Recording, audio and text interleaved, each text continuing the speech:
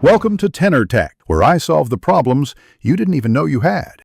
You start by confirming power and basic hardware. Make sure the battery is above 10% and the charger is connected. Once done, inspect the volume keys, look for stuck caps or debris, use compressed air carefully to dislodge grit.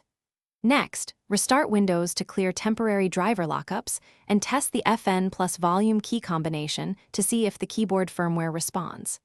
This narrows down whether the issue is mechanical, firmware, or system level, so you know what to target next. Once you've isolated the problem, update the drivers and firmware because many volume key failures stem from outdated or corrupted software. First, open Device Manager and update both the audio and HID-compliant keyboard drivers. Right-click, choose Update Driver and search automatically. Then go to Dell Support, enter the service tag, and download the latest BIOS and audio drivers. Install them in order, BIOS first. After each install, restart the laptop to apply changes and retest the volume keys to verify progress. If problems persist, move to Final Actions.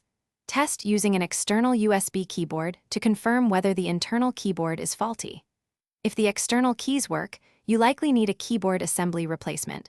On many Dell models, that means removing the bezel and replacing the top cover or keyboard. Consult Service Manual for your model.